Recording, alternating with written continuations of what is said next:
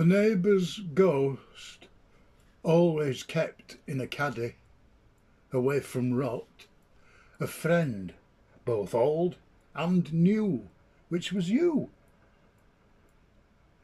Dancing lean like Legba, the Yoruba devil, on a crosswire of coral beans.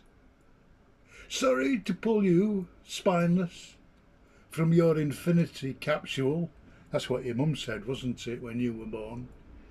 Sorry to pull you, spineless, from your infinity capsule, black-rimmed, and longing to go back. We thought we'd try you, for your hygiene is the tassel on the seahorse.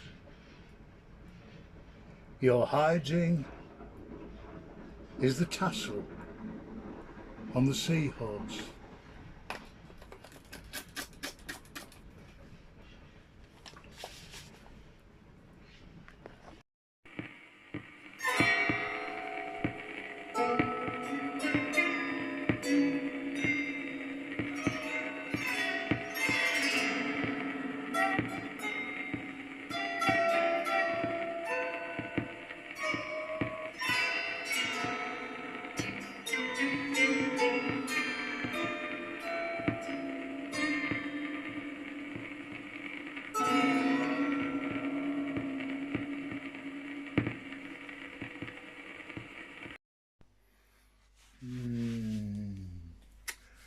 Jerk crust cattle and dogs eat flippers, placed on a food lorry on waste ground, the remnants of a picnic prior to an evacuation. Jerk crust cattle extended from painted vegetables, varnishing an impetigo of rust on the food lorry's panelling.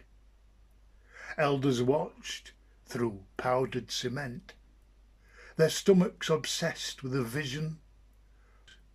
Platypus chimera of the influenza comedy displays a half-hearted floundering in the jaws of a dog made of jaws. The hat's come off.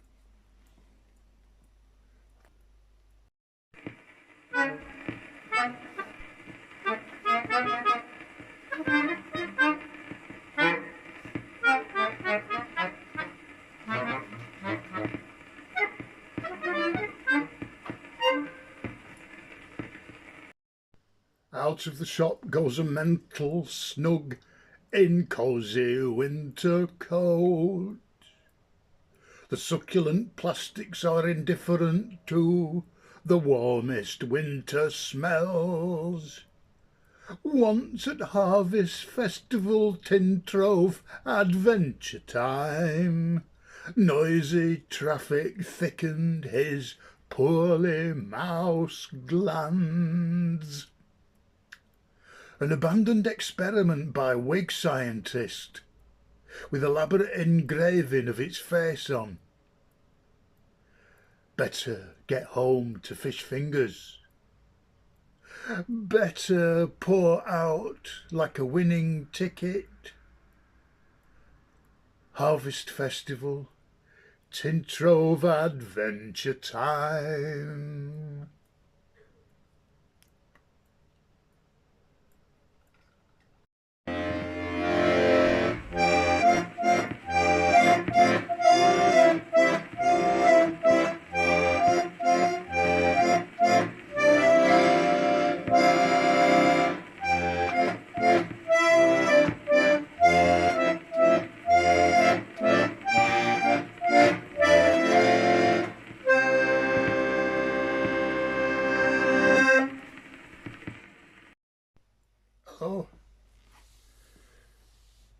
One day, it was a grey opening in the food clay, and a thinking horn lay on the percussion heap, rounded into silence by a gas hammer.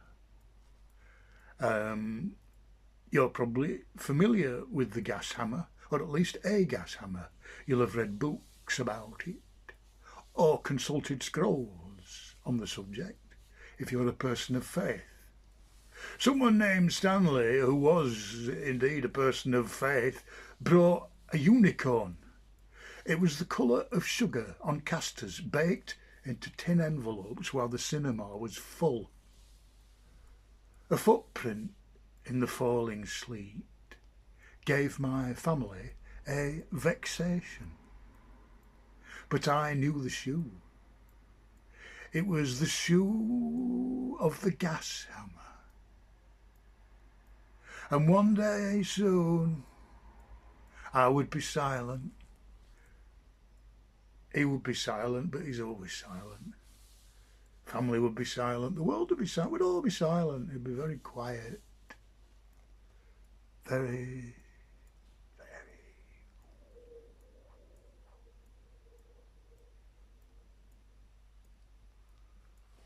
What do you mean, miserable bugger?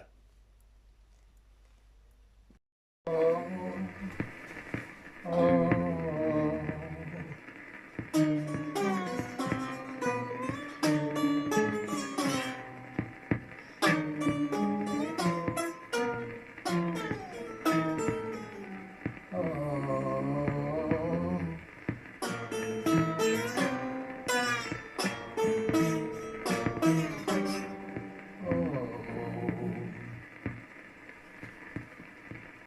Just going to talk to the ladies and gentlemen now.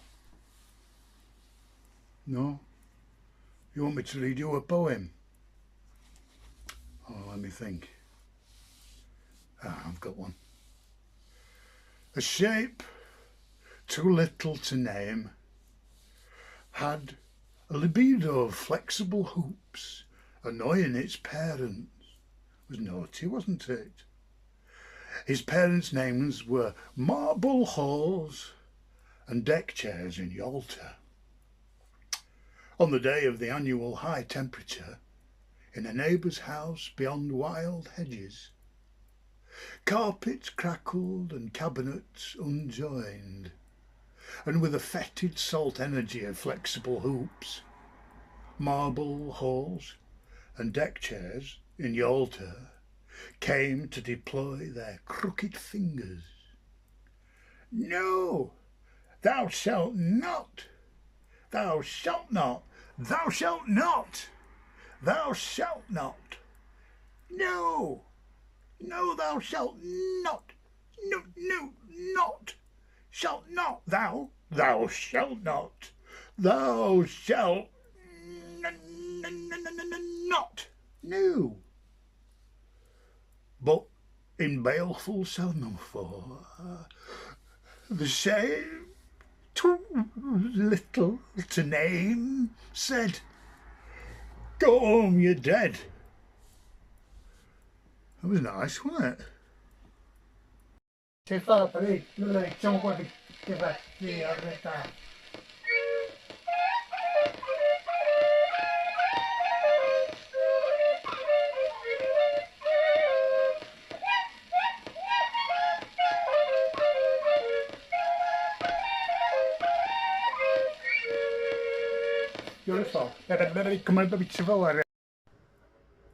Cressy Ganglet.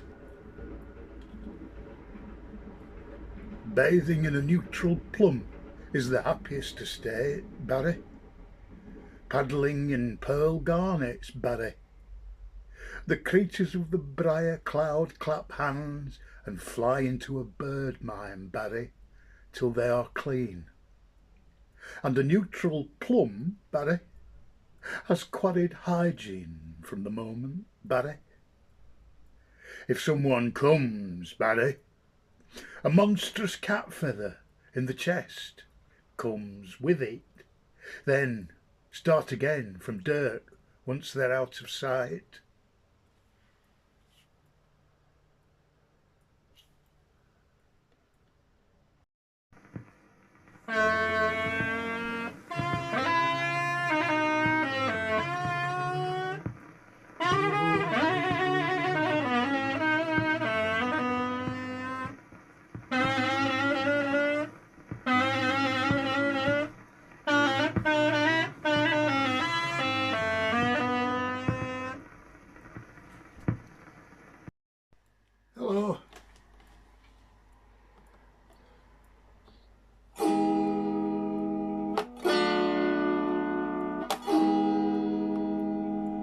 A palace carpet, feeble with rain, borrows wooden dumplings from the Queen's vocabulary.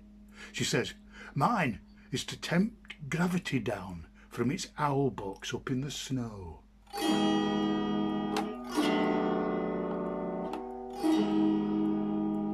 She says, mine is to tempt gravity down and curdle the whites of its eyes with expensive royal soup.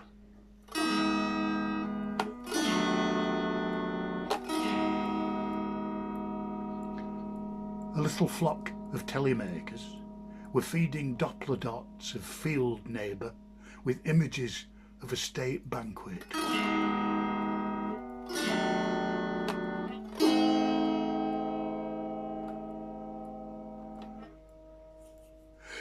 They had toilet lenses jammed in techno pipes so field neighbours could retch Euclidean and hoik chip salad from a league of unmeasured distance.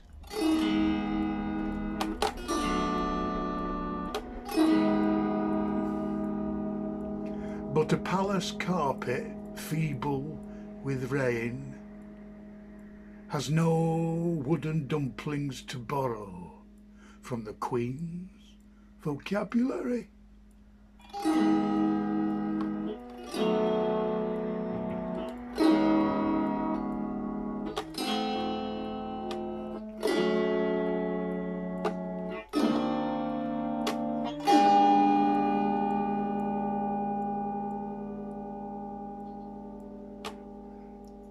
Got a itchy tash now.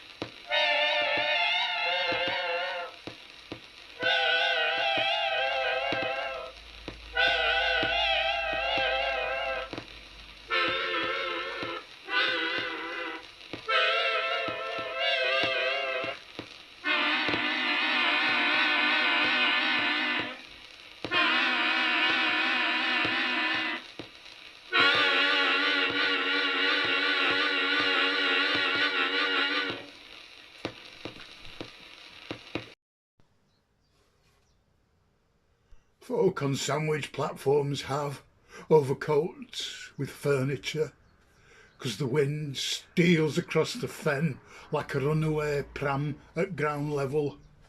A grain of coal on a sandwich platform wraps itself in winter bandage, one nostril open to the wilderness of centigrades, and children are low enough to sponge the detail from the chaos, rattle it bright in simple pockets, show it to the giants in the ceiling.